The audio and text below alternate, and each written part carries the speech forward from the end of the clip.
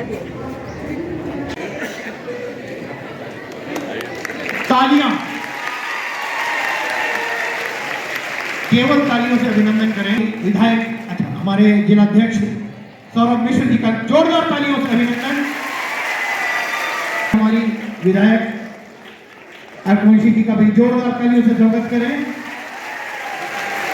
मैं सर से निवेदन करूंगा कि हमारे उपाध्यक्ष भारतीय जनता पार्टी प्रदेश दीक्षित जी हमारे मध्य हैं, उनका भी आदरणीय प्रताप राणू जी के प्रतिनिधि के रूप में आदरणीय धीरेन्द्र प्रताप सेनानी जी हैं। मैं सिटी मुकेश से अभिनंदन करें।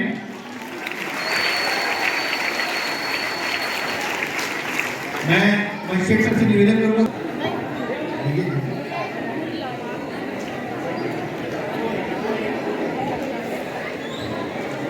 हमारे पुलिस अधीक्षक महोदय जोरदार तालियां हो, क्या बात है महोदय द्वारा। मैं सबसे निवेदन करूंगा कि हमारी चित्रकूट अविनाशी है, ब्रज मथुरा है, द्वारिका है, कृष्ण गंगा जमुना की तहजीब के हिलोरे यहाँ गर्व है हमें, हम उत्तर प्रदेशवासी हैं, गर्व है हमें हम सूर तुलसी जहाँ मथुरा काशी, जहाँ है अयोध्या चित्रकूट झांसी, जहाँ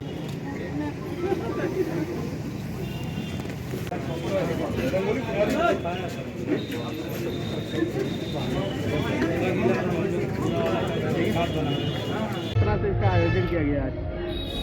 हम लोग बहुत शानदार तरीके से उत्तर प्रदेश दिवस मनाते हैं।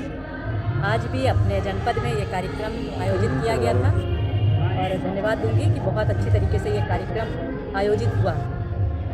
हमारी प्रदेश सरकार की और हमारे प्रधानमंत्री जी की ये मंशा है कि हम लोग अच्छे तरीके से अपने विकसित करें अपने देश को और अपने प्रदेश को, और जब हम देश को विकसित करते हैं तो हमारे प्रदेश की भी उसमें महत्वपूर्ण भूमिका रहती है, क्योंकि हमारा प्रदेश बहुत बड़ा प्रदेश है। तो हमारे यहाँ मुख्यमंत्री प्रधानमंत्री जी का लक्ष्य है कि हमारे यहाँ ज़्यादा से ज़्यादा निवेश आए, हमारे यहाँ रोज़गार की दिक्कत ना हो। तो उसी क्रम में जो $5 ट्रिलियन इकनॉमी बनाने की प्रधानमंत्री जी की मंशा है, उसी के अनुरूप हमारे यशस्वी मुख्यमंत्री जी इस दिशा में काम कर रहे हैं। और अभी फरवरी में 10-12 फरवरी को इन्वेस्टर समिट प्रदेश में है। हमारे ज़िले में भी इसको लेकर के कार्यक्रम आयोजित किया गया था। 500 करोड़ का निवेश हमारे यहाँ भी हुआ, जितना हम लोगों ने लक्ष्य रखा था। और हम धन्यवाद देंगे प्रशासन को, जिलाधिकारी को, के माध्यम से उससे ज़्यादा का निवेश हमारे यहाँ आया है। और आप सब जानते हो कि जब से भारतीय जनता पार्टी की सरकार केंद्र और प्रदेश में बनी है, हमारा देश निरंतर आगे बढ़ रहा है। हम विकसित देश की तरफ बढ़ रहे हैं, हमारा प्रदेश आगे बढ़ रहा है। उसको लेकर के हम लोग ज़्यादा से ज़्यादा कार्य कर रहे हैं। और हमारा युवा, जो कि सबसे बड़ी हमारी ताकत है, सबसे ज़्यादा हमारे यहाँ युवा है, कि युवा भटकने ना पाए, उसको रोज़गार मिले, किस तरह से रोज़गार उनको हम लोग दे सकें।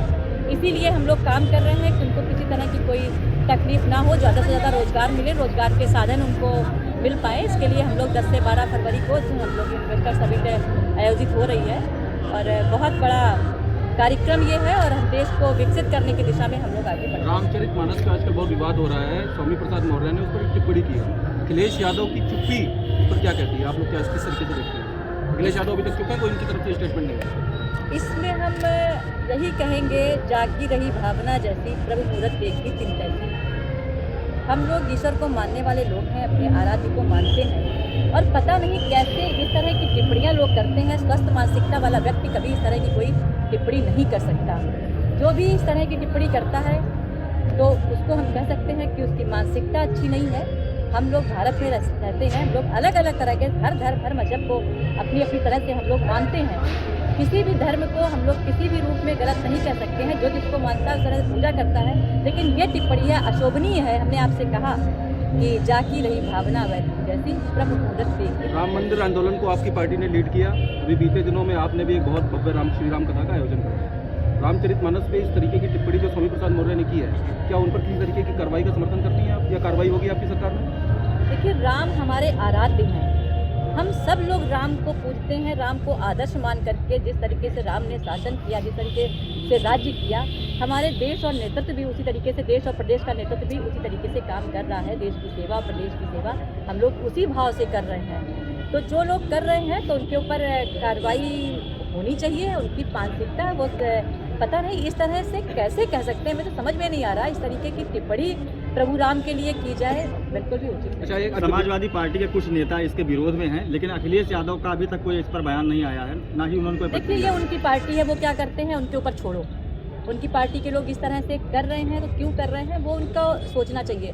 हम क्या कर रहे हैं, हम अपनी बात करें। हम लोग ईश्वर को मानने वाले लोग हैं, देश की जनता को मानने वाले लोग हैं, विकास को आगे बढ़ाने वाले लोग हैं, शिक्षा व्यवस्था को चुस्त और दुरुस्त करने वाले हैं, स्वास्थ्य को अच्छा करने वाले हैं, कानून व्यवस्था को बेहतर करने वाले लोग हैं। हम लोग इन सब बातों पे ध्यान नहीं देते हैं। हाँ, हमने इतना एक बार कहा, अगर हमारे आराध्य के लिए कोई कुछ कहता है तो ये बिल्कुल भी उचित नहीं है। भारत जोड़ो यात्रा का जम्मू कश्मीर में कल एक जनसभा थी जिसमें दिग्विजय सिंह ने सर्जिकल स्ट्राइक पे सवाल उठाया और फिर से सबूत मांग लिया। भारत जोड़ो यात्रा की राहुल जो गांधी बात की करते हैं, हम जनसभा। तो कहते हैं भारत टूटा कब था। हमारा भारत तो जुड़ा हुआ है, हमारा भारत तो आगे बढ़ रहा है।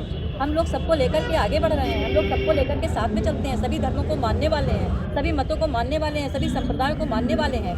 तो कब कौन कहता है कि हमारा देश टूटा था? जो लोग आज देश को बढ़ाने की बात कर रहे हैं, जोड़ने की बात कर रहे हैं, पहले वो अपनी पार्टी को जोड़ सवाल रहे हैं। मैम दिग्विजय सिंह पर था, उन्होंने सर्जिकल स्ट्राइक पे सवाल उठा दिया, फिर से सबूत मांग लिया बड़ी जनसभा में जम्मू कश्मीर में। ये भी हम कहेंगे कि जिसकी जैसी मानसिकता है उसी के आधार पर वो बोलते हैं। आचार्य धीरेन्द्र शास्त्री आजकल चर्चा में है। आचार्य धीरेन्द्र शास्त्री ने मौलवी और फादर को चुनौती दी है और उन्होंने कहा है कि तुम मेरा साथ दो, मैं तुम्हें हिंदू राष्ट्र दूंगा। कैसे देख रहे हैं? देखिए, हम एक चीज़ आपसे कहेंगे, उन्होंने ये बिल्कुल भी नहीं था कि ये चमत्कार हम कर रहे हैं। जितना भी हमने उनको देखा, उन्होंने कहा कि हम पूजा करते हैं और उनसे ईश्वर से हम कहते हो जिसका जो हो जाए वो ठीक है।